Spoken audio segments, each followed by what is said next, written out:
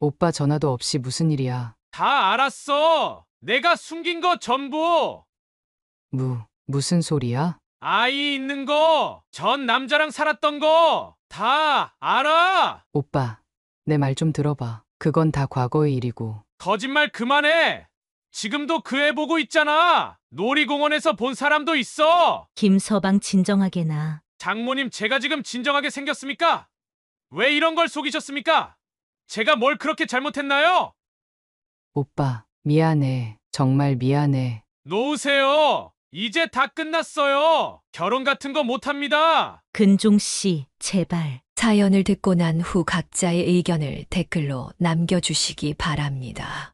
사소한 댓글이라도 사연자분에게 큰 힘이 될 수 있습니다.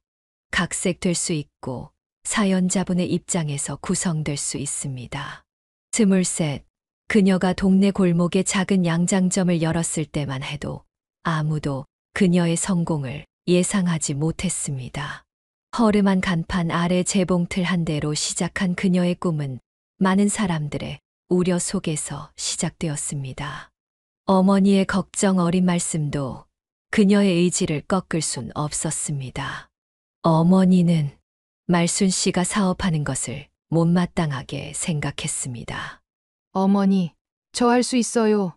동네 아이들 교복 수선도 하고 어르신들 옷도 고쳐드리면서 시작할게요. 아침 일찍부터 밤늦게까지 재봉틀 앞에 앉아 있었습니다.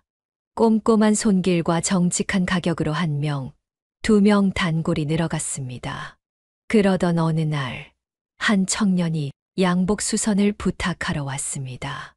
이 양복 기장이랑 분 좀 봐주실 수 있나요? 그가 바로 지금의 남편 김철수 씨였습니다. 당시 그는 동대문에서 작은 의류 도매상을 시작하려 준비 중이었습니다. 네, 깔끔하게 해드리겠습니다. 그렇게 시작된 인연은 사랑으로 발전했고 결혼으로 이어졌습니다. 여보, 우리 동대문에서 한번 시작해볼까요? 남편의 제안에 그녀는 망설임 없이 동의했습니다. 작은 양장점을 정리하고 둘이서 동대문에 첫 도매상을 열었습니다. 처음에는 힘들었지만 그녀의 옷에 대한 안목과 남편의 사업 수완이 만나 가게는 점차 자리를 잡아갔습니다. 임신한 몸으로도 새벽 시장을 다녔고 출산 1달 만에 다시 일터로 복귀했습니다. 여보, 홀몸도 아닌데 좀 쉬지 그래. 아니에요. 지금이 기회예요. 그렇게 첫째 근종이를 업고 일하던 시절을 지나 둘째 근우까지 그녀는 아이들을 키우면서도 사업을 조금씩 키워나갔습니다. 10년이 지나자 동대문에 3개의 도매상을 운영하게 되었습니다. 큰 부자는 아니었지만 자녀들의 교육과 미래를 걱정하지 않을 만큼은 되었습니다. 우리 아들들은 나처럼 고생하지 않게 해주고 싶어요. 남편에게 늘 하던 말이었습니다. 그래서 아이들의 교육에 투자를 아끼지 않았고 각자의 길을 선택할 수 있도록 지원했습니다.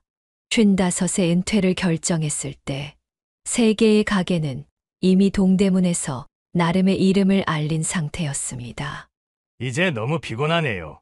우리는 좀 쉬어요. 남편의 말에 처음으로 그녀는 편히 쉬어도 된다고 생각했습니다. 이제 그녀의 관심은 온전히 아들들의 행복에 쏠려 있었습니다. 특히 결혼 문제에 있어서는 더욱 신중했습니다. 자신이 고생하며 일군 재산이 아들들의 행복한 가정을 이루는데 보탬이 되기를 바랐습니다. 난 힘들게 시작했지만 우리 아들들은 좋은 배우자 만나서 행복하게 살았으면 좋겠어. 그녀의 간절한 바람이었습니다. 하지만 인생이란 것이 늘 뜻대로 되지는 않나 봅니다. 큰아들 근종의 첫 번째 결혼 소식이 들려왔을 때 그녀는 가슴 한켠에 작은 불안감을 느꼈습니다. 여름날 저녁 임말순 여사님의 집 거실에서 큰아들 근종이 조심스럽게 입을 열었습니다. 평소와 달리 진지한 표정을 짓고 있는 아들의 모습에 그녀는 무언가 중요한 이야기가 있을 것이라 직감했습니다. 어머니, 아버지 제가 말씀드릴 게 있어요. 그녀는 텔레비전을 보다가 근종의 목소리에 고개를 돌렸습니다. 평소 과묵하고 조용한 아들이라 이렇게 먼저 말을 꺼내는 것이 드문 일이었습니다. 연하랑 결혼하기로 했어요. 그녀의 남편이 깜짝 놀라 신문을 내려놓았습니다. 뭐? 내가 결혼을 한다고? 응. 연하랑 1년 정도 만났는데 이제 결혼해도 될 것 같아서요. 그녀는 눈을 크게 뜨고 아들을 바라보았습니다. 둘째 근우가 방에서 나오다 형의 결혼 소식을 듣고는 놀란 목소리로 외쳤습니다. 형이 결혼한다고? 그녀는 아들의 말을 곱씹어 보았습니다. 연하라는 아이는 몇 번 본 적이 있었습니다. 조용하고 단정한 모습이 마음에 들었지만 아들과 사귀는 줄은 전혀 몰랐던 터라 더욱 놀라웠습니다. 너 정말이니? 연하라는 아가씨랑 결혼하고 싶다는 거지? 그녀가 떨리는 목소리로 물었습니다. 네, 어머니. 연하는 정말 좋은 사람이에요. 근종의 눈빛이 확신에 차 있었습니다. 그녀는 무뚝뚝하고 신중한 큰아들이 이렇게 확신에 찬 모습을 보여준 적이 없다는 걸 깨달았습니다. 형이 나보다 먼저 결혼하네? 내가 먼저 할 줄 알았는데. 근우가 장난스럽게 말했습니다. 그녀도 사실 자유분방하고 연애를 자주 하던 둘째가 먼저 결혼할 거라 생각했었습니다. 그래서 말이다. 언제 결혼할 생각이냐? 남편이 신문을 완전히 접으며 물었습니다. 가을쯤이요. 연하 부모님께도 말씀드렸어요. 그녀는 갑자기 정신이 번쩍 들었습니다. 결혼이라는 게 둘만의 일이 아닌데 벌써 상대방 부모님께 인사도 드리지 못했다는 생각에 마음이 급해졌습니다. 어머, 그럼 우리도 빨리 연하 부모님께 인사드려야 하는 거 아니니? 이번 주말에 시간 어때? 근종아, 연하 부모님께 여쭤봐라. 그녀는 불이 나게 일어나 부엌으로 향했습니다. 머릿속으로는 벌써 어떤 음식을 준비할지, 무슨 선물을 사야 할지 생각하고 있었습니다. 어머니, 그렇게 서두르실 거 없어요. 무슨 소리니? 며느리 될 아이 부모님께 인사도 못 드렸는데, 아이고, 내가 정신이 있나? 그녀는 부엌에서 이것저것 꺼내보며 분주히 움직였습니다. 한편으로는 기쁘면서도 한편으로는 걱정이 되었습니다. 큰아들의 결혼이라니 아직도 실감이 나지 않았습니다. 여보, 우리 큰아들 결혼한대. 저녁 늦게 남편과 단둘이 있게 되자 그녀가 감격스러운 목소리로 말했습니다. 그러게 말이야. 근종이가 결혼하다니 세상에. 그날 밤 그녀는 쉽게 잠들지 못했습니다.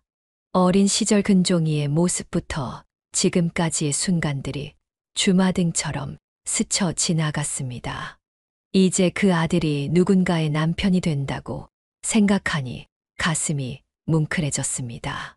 근종이 연하를 처음 만난 것은 서울무역센터에서 열린 해외 수출 상담회에서였습니다. 연하는 한 대기업 해외 사업부의 담당자로 근종의 회사와 협력 프로젝트를 진행하게 되었습니다.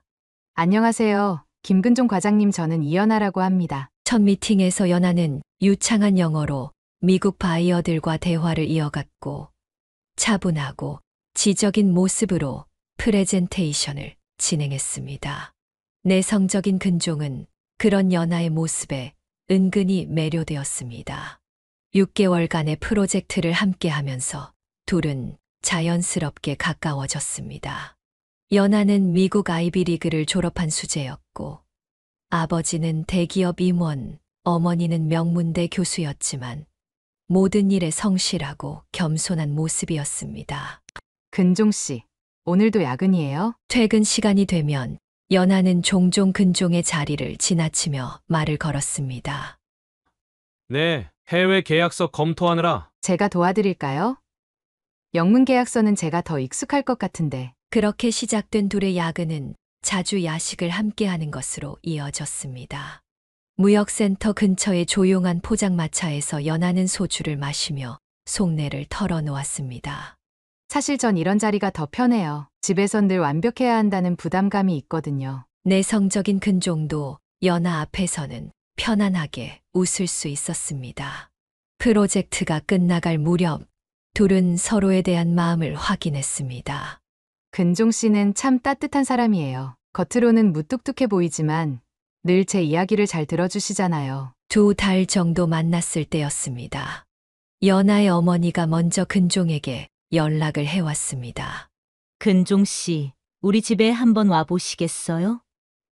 연아 아버지가 만나보고 싶어 하시네요. 예상과 달리 연아의 부모님은 근종을 무척 반겼습니다. 우리 연아가 처음으로 남자친구를 소개하네요. 얼마나 좋은 사람이길래. 연아 아버지는 술을 따르며 근종의 이야기를 관심 있게 들었고 어머니는 유독 결혼 이야기를 자주 꺼냈습니다.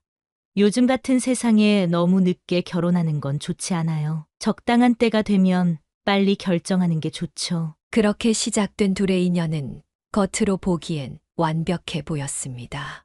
오히려 연아의 부모님이 더 서두르는 듯했고 1년 만에 결혼 이야기가 구체화되었습니다. 둘이 신혼집은 우리가 마련해 줄 테니 걱정하지 말아요. 빨리 결혼하는 게 좋을 것 같아요. 그때까지만 해도 아무도 몰랐습니다. 이 모든 것이 나중에 드러날 충격적인 진실의 복선이 될 줄은.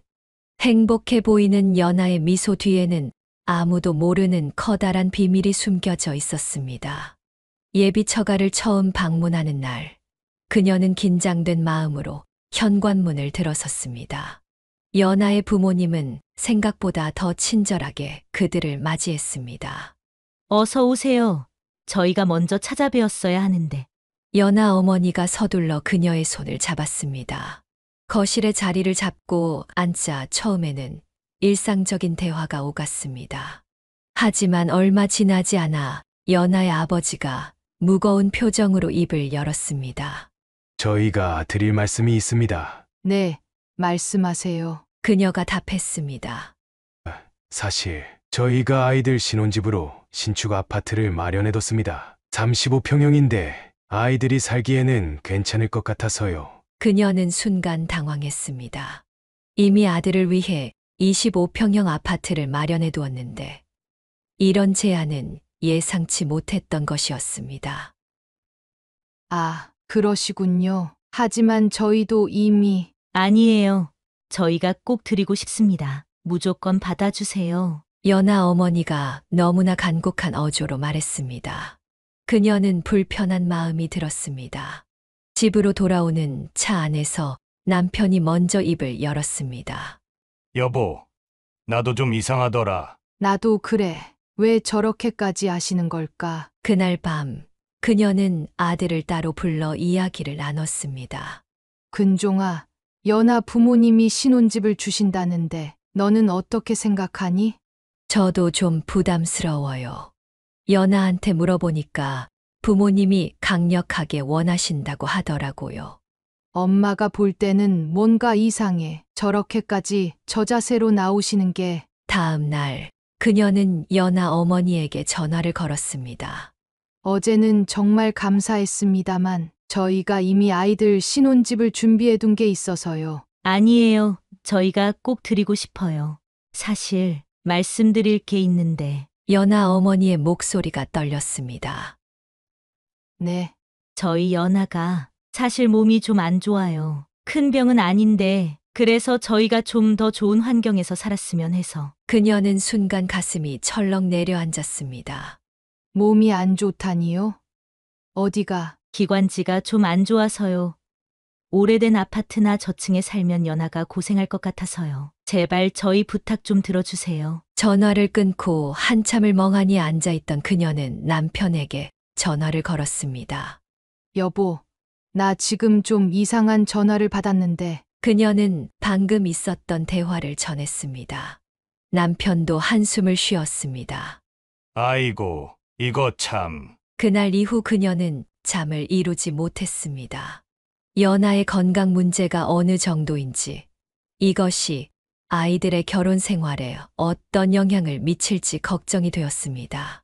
하지만 한편으로는 이런 상황에서도 결혼하겠다는 아들의 마음이 대견하면서도 안쓰러웠습니다. 그녀는 여전히 연아의 건강 문제로 고민하던 중이었습니다. 그때 둘째 아들 근우가 급하게 집으로 찾아왔습니다. 평소와 다른 심각한 표정이었습니다. 어머니, 잠깐 시간 되세요? 왜? 무슨 일이야? 저기, 어제 롯데월드에서 좀 이상한 걸 봤어요. 그녀는 아들의 어색한 말투에 불안감이 들었습니다. 이상한 거라니? 형수님이, 아니, 연아 씨가 있었거든요. 근데 옆에 꼬마가 있었는데 그 누는 말을 고르느라 잠시 머뭇거렸습니다. 그 애가 연아 씨를 엄마라고 부르는 걸 들었어요. 뭐라고? 그녀는 순간 귀를 의심했습니다. 확실해? 내가 잘못 본 게 아닐까? 처음엔 저도 그런 줄 알았어요. 그래서 좀 더 지켜봤거든요. 근데 진짜 그 애가 연아 씨한테 엄마라고 여러 번. 그 순간 현관문이 열리며 근종이 들어왔습니다. 평소와 다른 분위기를 느꼈는지 의아한 표정으로 거실을 둘러보았습니다. 무슨 일 있어요? 그 누가 형을 보며 망설이다가 입을 열었습니다. 형, 나 어제 롯데월드에서 그 누가 방금 전 어머니에게 했던 이야기를 전했습니다. 근종의 표정이 순식간에 일그러졌습니다. 야! 너 지금 무슨 소리를 하는 거야? 형, 나도 내 눈을 믿을 수가 없었다고. 근데 진짜로 그만해! 너 연아를 모함하는 거야? 근종이 소리를 지르며 동생의 멱살을 잡았습니다. 근종아, 진정해. 그녀가 황급히 말렸습니다. 어머니, 근우가 지금 무슨 소리를 하는 건지 들으셨죠? 이런 말도 안 되는. 형, 내가 왜 거짓말을 해? 나도 형수님이 될 사람인데. 닥쳐! 다시는 그런 말 꺼내지 마! 근종은 격분한 채로 집을 나가버렸습니다. 그녀는 멍하니 서 있는 근우를 바라보았습니다. 어머니, 저 거짓말 아니에요. 그녀는 아무 말도 할 수 없었습니다. 연아의 건강 문제도 모호했는데 이제는 이런 이야기까지. 가슴 한켠이 무거워졌습니다. 지금 어디에요? 그녀는 남편에게 전화를 걸었습니다. 왜 그래? 무슨 일 있어? 지금 빨리 들어와요. 큰일 났어요. 전화를 끊고 그녀는 소파에 털썩 주저앉았습니다. 머릿속이 복잡했습니다. 연아의 건강 문제로 처가해서 저렇게 나섰던 것이 혹시. 그녀는 생각이 거기까지 미치자 등골이 오싹해졌습니다. 그날 밤 그녀는 또다시 잠을 이루지 못했습니다. 아들의 행복을 위해 준비하던 결혼이었는데 왜 이런 일들이 자꾸 생기는 걸까? 창밖을 바라보며 한숨만 내쉬었습니다. 아들의 결혼을 앞두고 평온했던 일상이 흔들리던 어느 날 예기치 않은 방문자가 그녀의 집을 찾았습니다. 죄송합니다만 김근종 씨 댁 맞나요? 현관 앞에 서 있는 젊은 여성이 조심스레 물었습니다. 네. 그런데 누구신지. 저는 연하대학 동창입니다. 잠시 시간 좀 내주실 수 있으신가요? 그녀는 망설였지만 연하라는 이름에 문을 열어줄 수밖에 없었습니다. 차 한 잔 드릴까요? 괜찮습니다. 제가 할 이야기가 좀 급해서요. 주은은 가방에서 봉투 하나를 꺼냈습니다. 솔직히 저도 이런 말씀을 드리고 싶지 않은데 연하의 옛 친구로서 도저히 가만히 있을 수가 없어서 왔습니다. 무슨 말씀이신지. 이걸 한번 봐주세요. 봉투 안에는 여러 장의 사진이 있었습니다. 그녀의 손이 떨렸습니다. 사진 속에는 연하가 한 남자와 찍은 다정한 모습들, 그리고 아이와 함께 있는 모습이 담겨 있었습니다. 이건 3년 전 사진입니다. 연하가 이 남자와 동거했었죠. 그리고 저 아이는 주은의 말이 이어질수록 그녀의 얼굴이 창백해졌습니다. 잠깐만요. 이게 정말 사실인가요? 제가 왜 거짓말을 하겠습니까? 여기 동영상도 있어요. 주은이 휴대폰을 꺼내 보여주었습니다. 영상 속에는 분명 연하였고 그녀가 아이와 함께 놀이터에 있는 모습이었습니다. 연하가 이런 과거가 있었다니. 그녀의 목소리가 떨렸습니다. 죄송합니다. 하지만 전 이 결혼이 이뤄지면 안 된다고 생각해요. 근종 씨는 너무 좋은 사람이에요. 이런 과거를 숨기고 결혼하는 건 그녀는 소파에 털썩 주저앉았습니다. 머릿속이 하얘졌습니다. 그 누가 봤다던 놀이공원에서의 목격담, 처가의 이상한 태도, 모든 것이 이제야 이해가 되었습니다. 괜찮으세요? 네, 잠시만요. 그녀는 간신히 정신을 차렸습니다. 이런 이야기를 해주셔서 감사합니다. 전 이만 가보겠습니다. 결정은 여사님께 달려 있어요. 주은이 떠난 후 그녀는 한동안 움직일 수 없었습니다. 봉투 속의 사진들을 다시 한번 꺼내 보았습니다. 분명 연하였고 그녀의 행복해 보이는 표정이 더욱 가슴을 아프게 했습니다. 여보, 그녀는 떨리는 손으로 남편에게 전화를 걸었습니다. 왜 그래? 무슨 일 있어? 지금 빨리 들어와요. 큰일 났어요. 전화를 끊고 그녀는 멍하니 창밖을 바라보았습니다. 이제 어떻게 해야 할지, 아들에게 이 사실을 어떻게 전해야 할지 아무것도 생각이 나지 않았습니다. 단지 그녀의 머릿속에는 아들의 행복했던 얼굴만이 맴돌았습니다. 모든 사실을 가족들에게 전했습니다. 그녀의 집은 하루 종일 무거운 공기로 가득했습니다. 근종은 연하의 과거를 확인하기 위해 직접 그녀의 집으로 향했습니다. 그녀가 걱정스레 물었지만 근종은 대답도 없이 문을 닫고 나갔습니다. 연하의 집 앞에서 근종은 주먹을 불끈 쥐었습니다. 초인종을 누르자 연하가 나왔습니다. 오빠 전화도 없이 무슨 일이야? 다 알았어. 내가 숨긴 거 전부. 연하의 얼굴이 순간 창백해졌습니다. 무슨 소리야? 아이 있는 거, 전 남자랑 살았던 거 다 알아. 근종의 목소리가 떨렸습니다. 오빠, 내 말 좀 들어봐. 그건 다 과거의 일이고. 거짓말 그만해. 지금도 그 애 보고 있잖아. 놀이공원에서 본 사람도 있어. 그때 연하의 부모님이 급히 나왔습니다. 김서방 진정하게나. 장모님, 제가 지금 진정하게 생겼습니까? 왜 이런 걸 속이셨습니까? 제가 뭘 그렇게 잘못했나요? 근종이 소리쳤습니다. 오빠, 미안해. 정말 미안해. 연하가 눈물을 흘리며 근종의 팔을 잡았습니다. 놓으세요. 이제 다 끝났어요. 결혼 같은 거 못합니다. 근종 씨, 제발. 연하 어머니가 무릎까지 꿇으려 했지만 근종은 돌아보지도 않고 그 자리를 떠났습니다. 그날 이후 근종은 집을 나가 연락을 끊었습니다. 그녀는 분노와 걱정으로 가슴이 타들어갔습니다. 여보, 이대로는 못 참겠어요. 사돈이랑 전화라도 해야겠습니다. 그래. 마음 단단히 먹어. 그녀는 떨리는 손으로 전화를 걸었습니다. 이러시면 어떻게 합니까? 어떻게 이런 일을 속이고 결혼을 하려고 하셨어요? 저희가 잘못했습니다. 하지만 잘못했다고요? 이게 그런 말로 될 일입니까? 우리 아들 인생을 망치려고 하셨어요? 연하가 정말 많이 반성하고 반성이요? 지금까지 거짓말하고 속이면서 결혼하려고 한 게 반성입니까? 죄송합니다. 정말 죄송합니다. 이제 와서 죄송하다고요? 당신들 때문에 우리 아들이 연락도 안 되고 집도 나갔어요. 이게 다 누구 때문입니까? 전화를 끊은 후 그녀는 한동안 움직이지 못했습니다. 옆에서 지켜보던 남편이 그녀의 어깨를 두드렸습니다. 그때 근우가 급하게 들어왔습니다.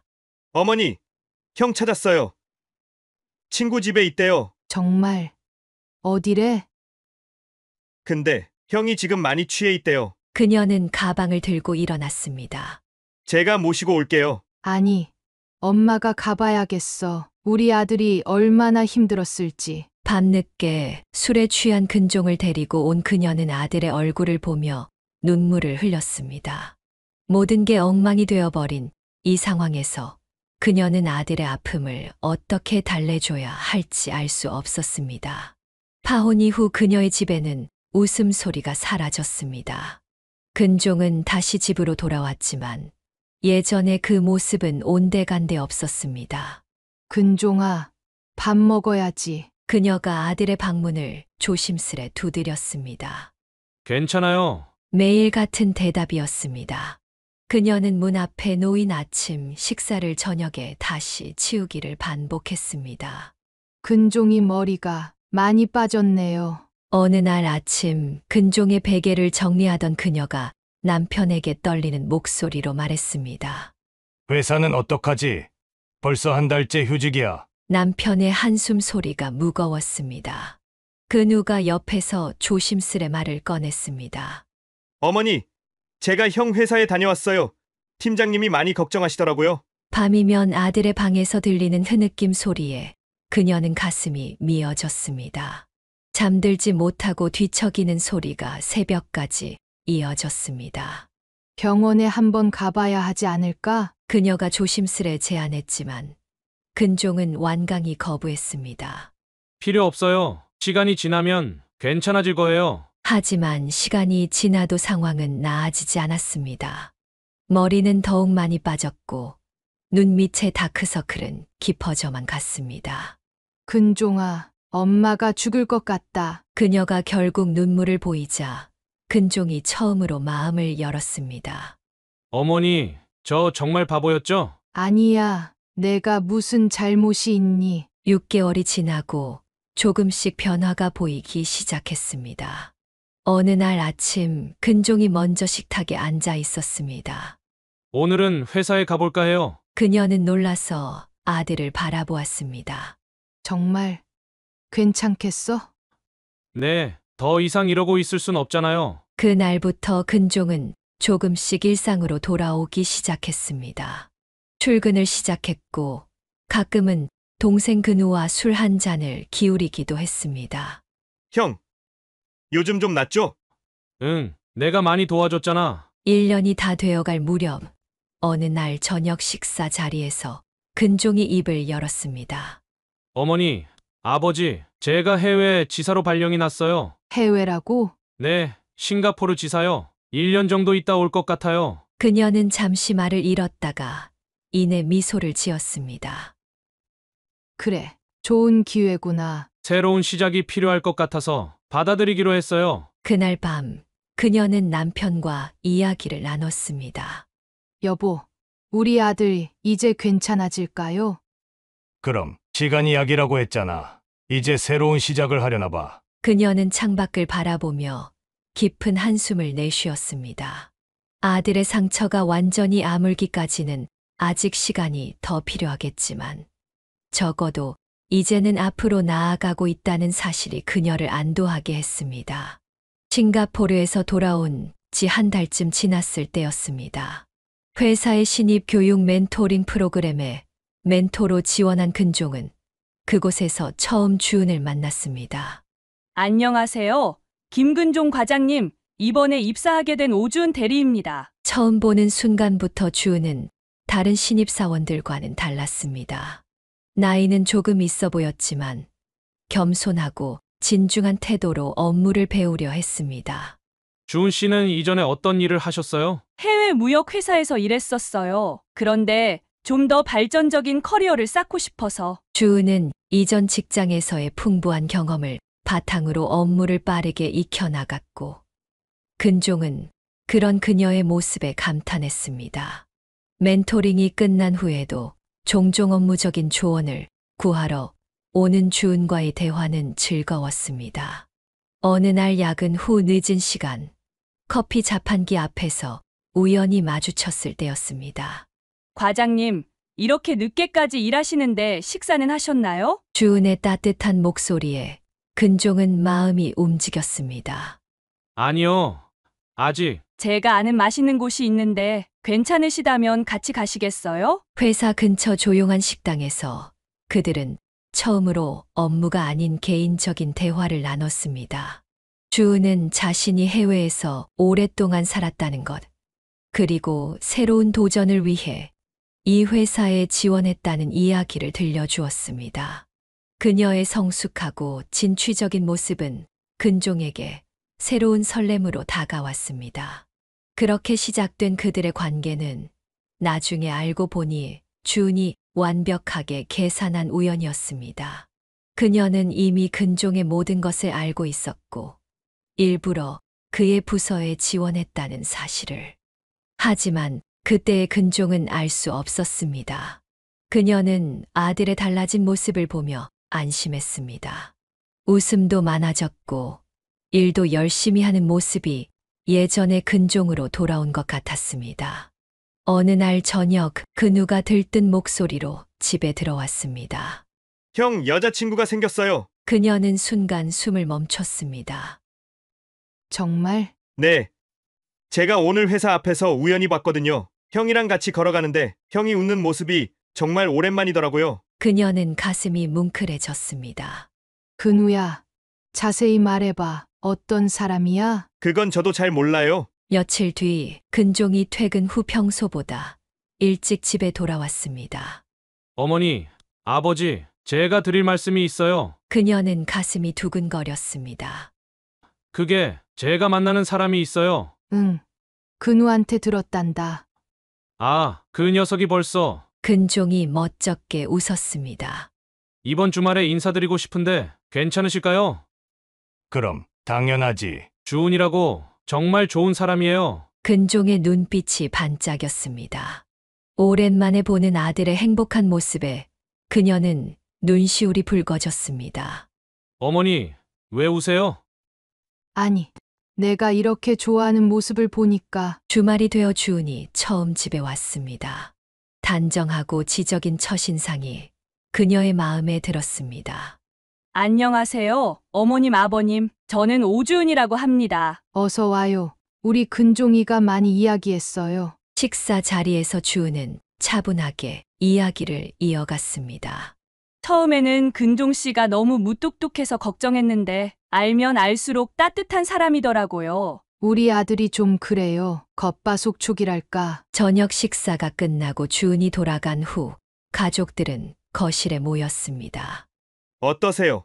어머니? 근우가 물었습니다. 좋구나. 참 좋은 사람 같아. 그녀는 진심으로 그렇게 생각했습니다. 아들이 다시 사랑을 시작할 수 있게 되어 마음이 놓였습니다. 이제 결혼 얘기 나오는 거 아니에요? 근우가 장난스레 말하자 근종이 부끄러운 듯 웃었습니다. 야, 너는 걱정 말고 내 짝이나 찾아. 그날 밤 그녀는 남편과 이야기를 나눴습니다. 여보, 우리 아들 이제 정말 괜찮아진 것 같죠? 그러게 주은이라는 아가씨도 참 괜찮아 보이고. 이번에는 잘 될 것 같아요. 그녀는 창밖의 달을 바라보며 미소 지었습니다. 아들의 새로운 시작을 응원하는 마음으로 가득했습니다. 처음 본 순간부터 그녀는 주은에게서 낯익은 감정을 느꼈습니다. 어디서 본 듯한 그러나 정확히 떠올리기 어려운 기억이 그녀를 괴롭혔습니다. 침실에서 옷을 갈아입던 그녀는 문득 거울 앞에서 멈췄습니다. 2년 전의 기억이 천천히 되살아났습니다. 여보, 혹시 주은이 어디서 본 것 같지 않아요? 남편은 고개를 갸웃거렸습니다. 글쎄 처음 보는 것 같은데. 그러다 갑자기 그녀의 눈이 커졌습니다. 그날의 기억이 선명하게 떠올랐습니다.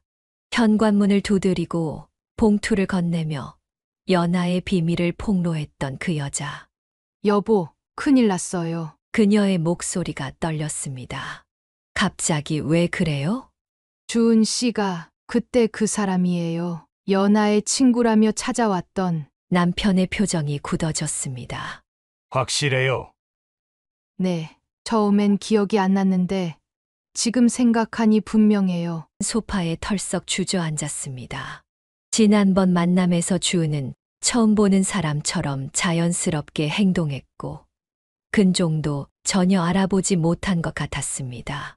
어떡하죠? 근종이한테 말해야 할까요? 잠깐만요. 섣불리 말했다가 우리 아들 또 상처받게 할 순 없잖아요. 남편의 말에 그녀는 입술을 깨물었습니다. 하지만 이대로 두면 그때 현관문 소리가 들렸습니다. 근종이 퇴근하고 돌아온 것이었습니다. 어머니, 아버지, 저 왔어요. 평소와 다름없는 밝은 목소리였습니다. 그녀는 억지로 미소를 지으며 아들을 맞이했습니다. 오늘은 좀 일찍 왔구나. 네, 주은이랑 저녁 약속이 있어서요. 근종의 얼굴에는 행복한 미소가 가득했습니다. 그 모습을 보니 차마 입이 떨어지지 않았습니다.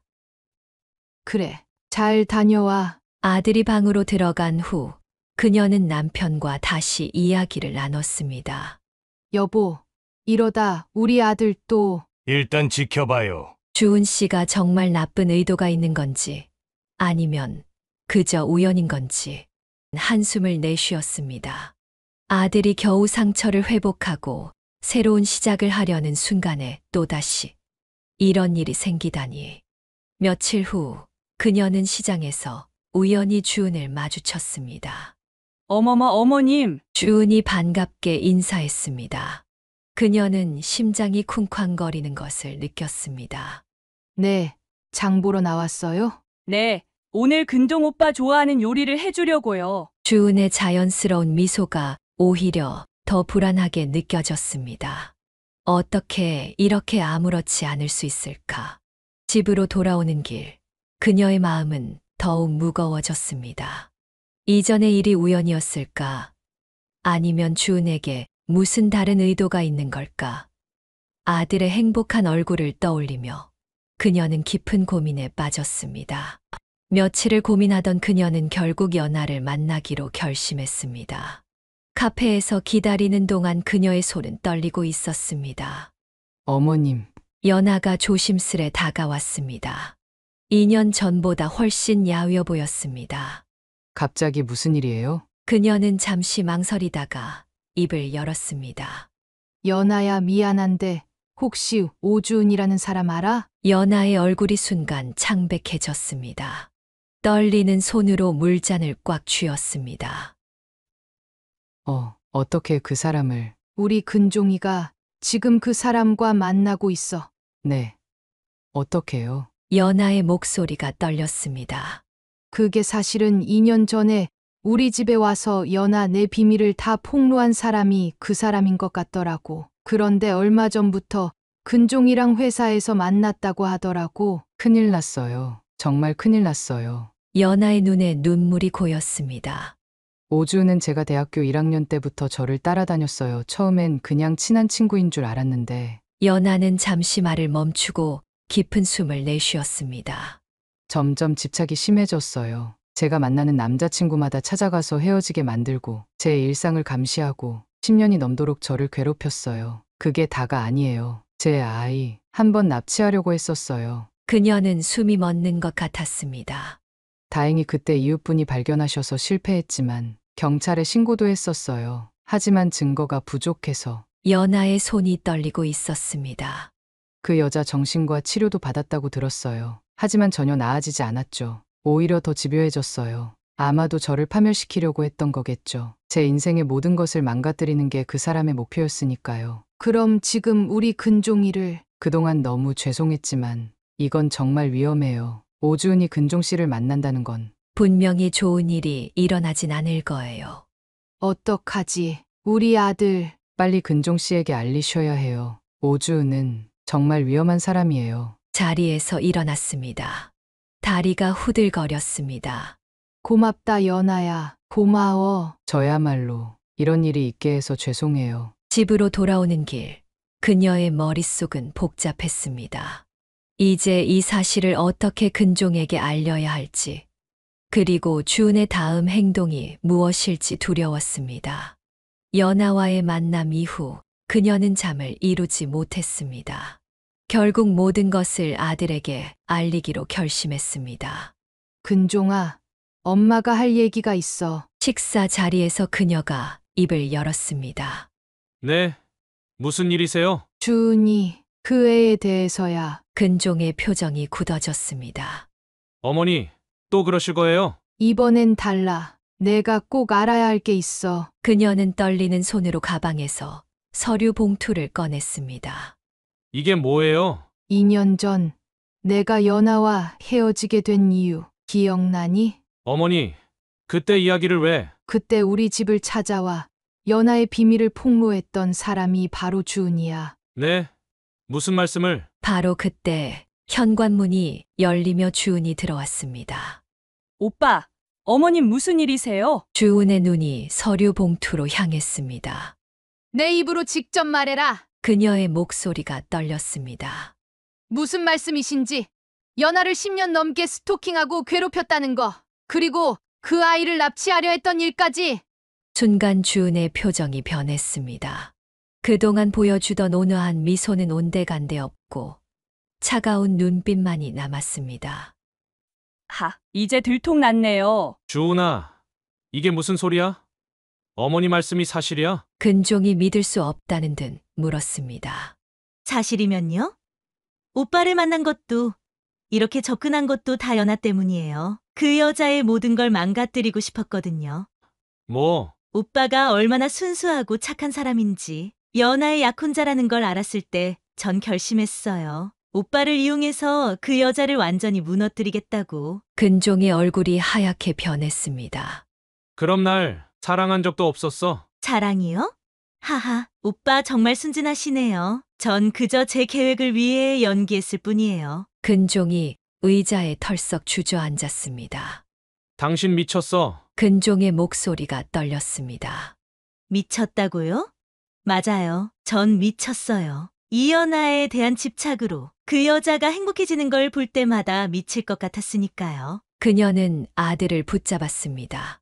근종의 몸이 떨리고 있었습니다. 이제 나가줘. 근종이 낮은 목소리로 말했습니다. 나가. 다시는 내 앞에 나타나지 마. 주은은 비웃듯 웃더니 현관문을 향해 걸어갔습니다. 문이 쾅 하고 닫혔습니다. 근종은 그 자리에 주저앉아 오열했습니다. 그녀는 아들을 끌어안았습니다. 또다시 상처받은 아들을 보며 그녀의 가슴도 무너져 내렸습니다. 그날 이후 근종은 다시 한번 큰 상처를 받았지만 이번에는 가족들이 가만히 있을 수 없었습니다. 여보, 우리 법적 대응해야 해요. 그래요, 이번엔 가만두면 안 돼요. 근우가 변호사 친구를 소개해 주었고 가족들은 함께 경찰서를 찾았습니다.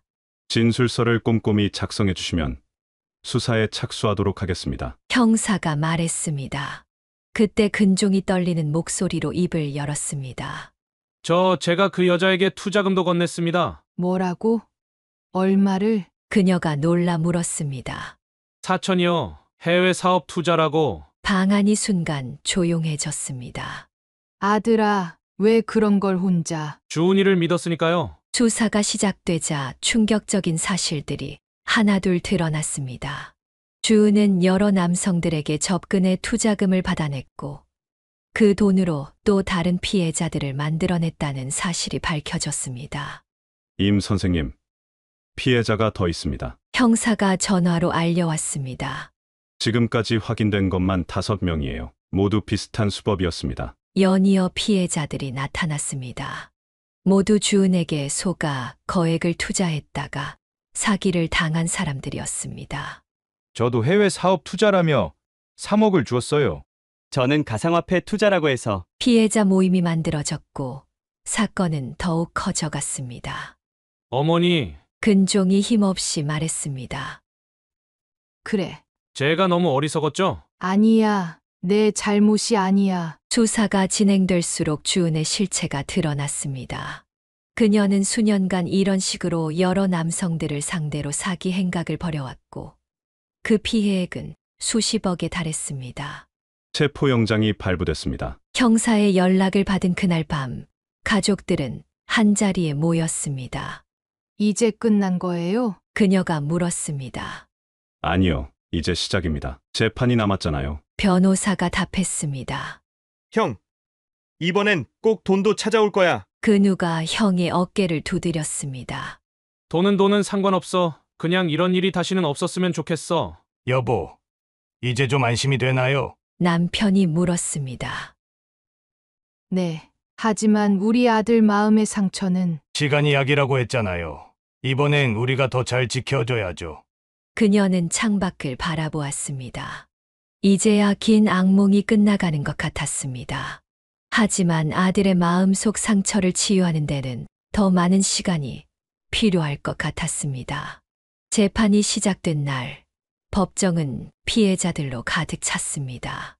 그녀는 아들 근종의 떨리는 손을 꼭 잡았습니다. 피고인 오준, 들어오십시오. 주은이 수갑을 찬 채 들어왔습니다. 예전의 단정하고 우아한 모습은 온데간데 없었습니다. 피고인은 자신의 범죄 사실을 인정합니까? 판사가 물었습니다. 저는 정신적인 문제가 있었습니다. 주은의 변호인이 나섰습니다. 의뢰인은 오랜 기간 강박증과 편집증을 알아왔습니다. 심신미약 상태에서. 그때 검사가 자리에서 일어났습니다. 피고인의 범행은 매우 계획적이고 조직적이었습니다. 제출된 증거를 보시면 아시겠지만 피해자들에게 접근하는 방식, 투자금을 받아내는 과정, 모든 것이 치밀하게 계산된 것입니다. 증인석에 선 피해자들의 증언이 이어졌습니다. 투자 수익률 표까지 만들어 와서 보여줬어요. 너무 전문적으로 보여서 의심할 여지가 없었습니다. 해외 사업장 사진까지 보여주면서 나중에 알고 보니 그것도 다 가짜였더군요. 마지막 증인으로 연하가 나왔습니다. 그녀는 10년 넘게 저를 괴롭혔습니다. 제 인생의 모든 순간을 망가뜨리려 했고 급기야 제 아이까지. 연하의 목소리가 떨렸습니다. 재판이 거듭될수록 주은의 실체가 드러났습니다. 전문적인 사기꾼이자 위험한 스토커였던 그녀의 모습이 만천하에 공개되었습니다. 피고인 오주은에게 징역 12년을 선고합니다. 판사의 선고가 떨어지자 법정이 술렁였습니다. 또한 피해자들에게 사기 피해액 전액을 배상할 것을 명령합니다. 주은은 고개를 푹 숙인 채 아무 말도 하지 않았습니다. 법정 밖으로 나온 근종의 얼굴에는 복잡한 감정이 교차했습니다. 아들아, 이제 다 끝났어. 그녀가 아들을 안아주었습니다. 어머니, 제가 겪은 일이 이렇게 많은 사람들을 도울 수 있을 줄은 몰랐네요. 그래, 내가 용기 내서 신고했기에 다른 피해자들도 구제받을 수 있었던 거야. 집으로 돌아오는 차 안에서 그 누가 말했습니다. 형, 이제 정말 새로운 시작이에요. 응, 이번엔 정말 조심해야지. 그날 저녁 가족들은 오랜만에 편안한 마음으로 식사를 했습니다. 긴 악몽이 끝나고 마침내 정의가 실현된 순간이었습니다. 여보, 이제 우리 아들 좋은 사람 만나게 해주세요. 그녀가 남편에게 속삭였습니다. 그러게요. 이번엔 정말 좋은 인연이 있길 바라야죠. 창밖으로 떨어지는 석양을 바라보며 그녀는 아들의 새로운 시작을 기도했습니다. 늘 묵묵히 지켜보기만 하던 남편은 아들의 두 번째 이별을 보며 가슴이 미어졌습니다.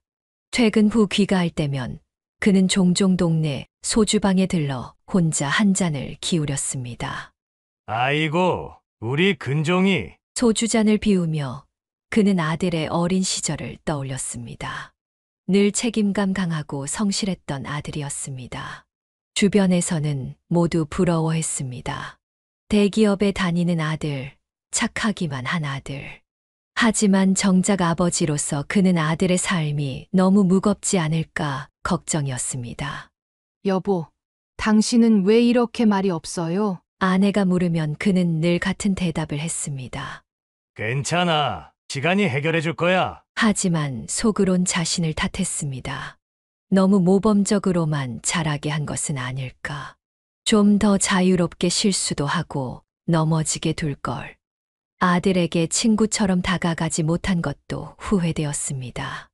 연하와의 일이 있고 나서 그는 매일 밤 아들의 방문 앞에서 망설였습니다. 문을 두드리고 이야기를 나누고 싶었지만 무슨 말을 해야 할지 몰랐습니다. 아들의 흐느낌 소리가 들릴 때면 그저 문 앞에 서서 한숨만 내쉬었습니다. 당신도 많이 힘들죠? 아내가 어느 날 밤 그의 어깨를 두드리며 말했습니다. 그래, 내가 좀 더 일찍 알아챘어야 했는데. 주은과의 일이 터졌을 때도 그는 자신을 책망했습니다. 사업을 하면서 사람 보는 눈이 있다고 자부했는데 어떻게 그런 사람의 본성을 알아채지 못했을까. 아버지. 어느 날 술에 취해 들어온 근종이 그의 방을 찾았습니다. 왜 이렇게 늦었니? 아버지, 제가 바보 같죠? 아니다. 내가 잘못한 게 아니야. 그날 밤 처음으로 아버지와 아들은 마주 앉아 소주를 기울였습니다.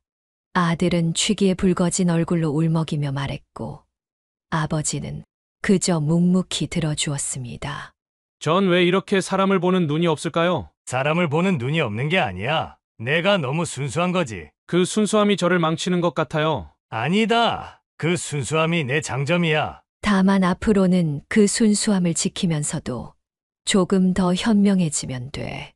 평생 처음으로 아들을 끌어안으며 한 말이었습니다. 그날 이후 김철수는 아들에게 더 자주 말을 걸었습니다.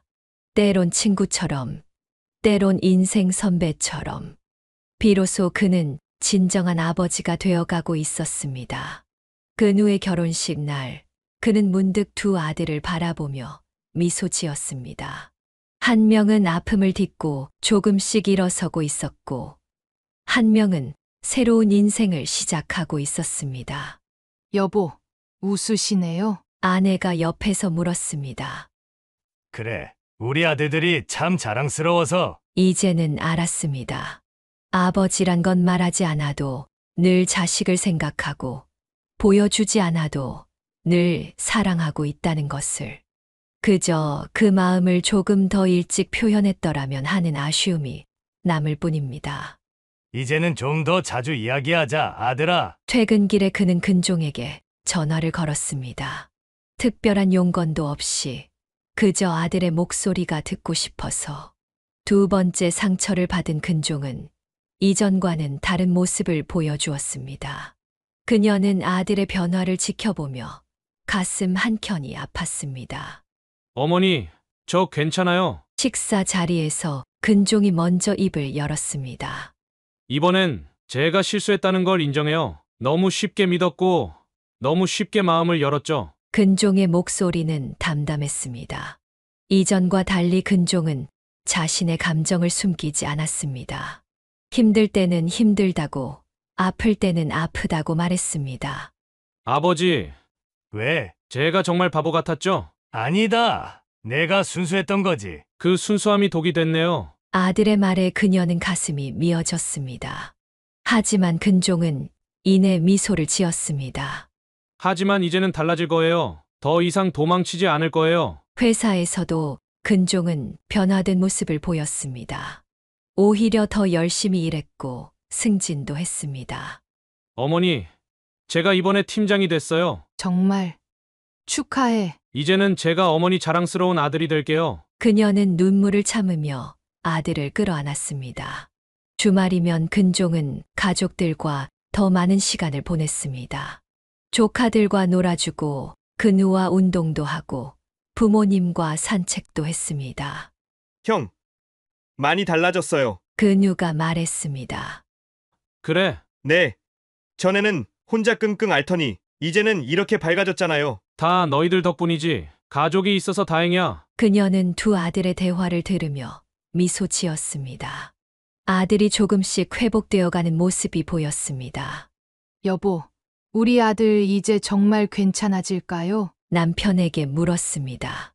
그럼요, 이번엔 더 강해질 거예요. 실패를 통해 배우는 게 있으니까. 어느 날 근종이 일기장 하나를 그녀에게 보여주었습니다. 매일 조금씩 써요. 제 마음을 정리하면서. 일기장에는 근종의 솔직한 감정들이 적혀 있었습니다. 아픔도 후회도 그리고 새로운 희망도. 아들아, 넌 정말 대단해. 어머니가 계셔서 제가 이겨낼 수 있었어요. 근종은 이제 상담도 받기 시작했습니다. 전문가의 도움을 받아 자신의 트라우마를 하나씩 극복해 나갔습니다. 이제는 제 자신을 더 사랑하려고 해요. 그의 말에 가족들은 따뜻한 미소를 지었습니다. 시간이 흐르면서 근종의 웃음소리가 더 자주 들리기 시작했습니다. 이전의 상처는 여전히 그의 안에 있었지만 이제는 그것을 이겨낼 수 있는 힘이 생겼습니다. 어머니, 응, 저 이제 정말 괜찮아요. 걱정하지 마세요. 그녀는 아들의 등을 쓰다듬었습니다. 이제는 정말 괜찮아질 것 같았습니다. 그녀는 문득 20살 시절의 두 아들이 떠올랐습니다. 큰아들 근종은 항상 책상 앞에 앉아 공부를 하고 있었고, 근우는 늘 밖에서 친구들과 어울리며 놀았습니다. 형, 우리 농구하러 가자. 근우가 형의 방문을 두드렸습니다. 싫어. 난 공부해야 돼. 에이, 맨날 공부만 하고 좀만 나와서 운동하면 머리도 더 잘 돌아간다고. 결국 근우는 형의 팔을 끌고 나왔습니다. 농구장에서 근종은 구석에 서서 공을 들고만 있었지만 근우는 적극적으로 형을 게임에 끌어들였습니다. 그날 처음으로 근종이 던진 공이 골대를 통과했을 때 근우는 누구보다도 크게 환호했습니다. 형, 진짜 대단한데? 이런 재능을 왜 지금까지 숨기고 있었어? 수줍게 웃는 형을 보며 근우는 등을 두드려 주었습니다. 대학 시절 근우는 자주 미팅을 나갔고 그때마다 근종을 데리고 나갔습니다. 형, 이렇게 잘생겼으면서 왜 맨날 집에만 있어? 난 그런 거 어색해. 내가 다 할게. 형은 그냥 앉아만 있어도 돼. 미팅 자리에서 근우는 말을 못하는 형을 대신해 이야기를 이끌어갔고 형의 장점을 자연스럽게 어필했습니다. 그런 동생이 있어 근종은 조금씩 사회성을 키워갈 수 있었습니다. 사실 우리 형이 회사에서 제일 실력 있는 사람이에요. 그냥 말을 안 할 뿐이지. 이런 근우의 응원 덕분에 근종은 조금씩 자신감을 가질 수 있었습니다. 그녀는 이런 두 아들을 보며 늘 감사했습니다. 서로 다른 성격이었지만 오히려 그 다름이 서로를 완성시켜 주는 것 같았습니다. 근우는 형의 든든한 지원군이 되어 주었고 근종은 동생의 즉흥적인 성격을 잡아주는 버팀목이 되어 주었습니다. 한창 근종의 회복을 지켜보던 어느 날 근우가 가족들을 모았습니다. 어머니, 아버지, 제가 말씀드릴 게 있어요. 그녀는 근우의 표정을 보고 직감했습니다. 혹시 네, 저 여자친구랑 결혼하려고요. 식탁에 모인 가족들 얼굴에 환한 미소가 번졌습니다. 드디어 우리 막내도 장가가는구나. 그녀의 남편이 기쁜 목소리로 말했습니다. 축하해, 동생. 근종이 따뜻한 미소를 지으며 말했습니다. 형, 고마워요. 미경은 3년 전부터 근우와 연애를 해온 소아과 의사였습니다. 가족들은 이미 그녀를 자주 봐왔고 모두가 좋아하는 며느리감이었습니다. 결혼식 준비가 시작되었습니다. 예식장을 고르고 청첩장을 준비하고 모든 과정이 즐거웠습니다. 특히 근종이 적극적으로 동생의 결혼 준비를 도왔습니다. 형, 이것저것 많이 도와줘서 고마워요. 내가 결혼하는데 형이 도와야지. 결혼식 당일 근우는 긴장한 모습이었습니다. 어머니, 제가 잘할 수 있겠죠? 그럼 우리 막내가 이제 진짜 어른이 되는구나. 예식이 끝나고 피로 연장에서 근종이 축사를 했습니다. 제 동생 근우는 항상 저희 든든한 지원군이었습니다. 제가 힘들 때마다 곁에서 힘이 되어주었죠. 이제는 제가 동생의 행복을 위해 힘이 되어주고 싶습니다. 모두가 감동적인 표정으로 박수를 쳤습니다. 한 달 후 미경이 임신 소식을 전했습니다. 어머님, 제가 임신했어요. 그녀는 기쁨의 눈물을 흘렸습니다. 정말? 아이고, 이렇게 빨리 할머니가 되다니. 온 가족이 기쁨에 들떴습니다. 특히 근종은 삼촌이 된다는 사실에 매우 신이 났습니다. 형, 이제 삼촌 되시는 거예요. 그러게, 벌써부터 설레네. 주말마다 가족들이 모여 태교 음악을 들으며 이야기꽃을 피웠습니다. 미경의 뱃속 아기를 위해 그녀는 매일 정성스레 음식을 준비했습니다. 어머님, 저 때문에 너무 고생하세요. 무슨 소리야. 내 첫 손주인데. 근종도 조카를 위해 장난감과 그림책을 사왔습니다. 형, 아직 태어나지도 않았는데요? 미리미리 준비해야지. 가족들의 웃음소리가 집안에 가득했습니다. 그녀는 이런 행복한 순간들이 근종에게도 큰 위로가 되리라 믿었습니다. 여보, 우리도 이제 정말 할아버지, 할머니가 되는군요. 남편이 말했습니다. 그러게요. 시간이 참 빠르죠? 새로운 생명의 탄생을 기다리는 설렘으로 가족들의 마음은 더욱 따뜻해졌습니다. 특히 근종의 표정이 날이 갈수록 밝아지는 것을 보며 그녀는 감사한 마음이 들었습니다. 둘째 아들의 결혼과 임신 소식으로 행복해하던 어느 날, 그녀는 문득 지난 시간을 돌아보았습니다. 어머니, 이제 곧 아기가 태어나요. 근우의 말에 그녀는 따뜻하게 미소 지었습니다. 미경의 만삭이 된 배를 보며 모두가 설렘에 부풀어 있었습니다. 형, 이제 진짜 삼촌 되시는 거예요. 근우의 말에 근종이 웃었습니다. 그러게 벌써부터 가슴이 두근거려. 이제 근종의 웃음소리에는 진심이 담겨 있었습니다. 더 이상 억지로 지은 미소가 아닌 진정한 행복이 묻어났습니다.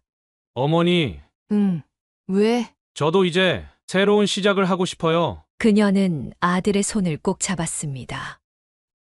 그래. 서두르지 말고 천천히 시작하자. 창밖으로 따스한 봄볕이 들어왔습니다. 새로운 생명의 탄생을 기다리는 설렘처럼 그녀의 가슴도 따뜻했습니다. 이제 모든 것이 제자리를 찾아가고 있었습니다. 그녀는 남편과 함께 앉아 창밖을 바라보았습니다. 봄바람이 불어오고 새싹이 돋아나는 계절. 그녀의 가족에게도 새로운 봄이 찾아오고 있었습니다. 사연을 듣고 댓글을 남겨주시기 바랍니다. 사소한 의견일지라도 사연자분에게는 큰 힘이 됩니다.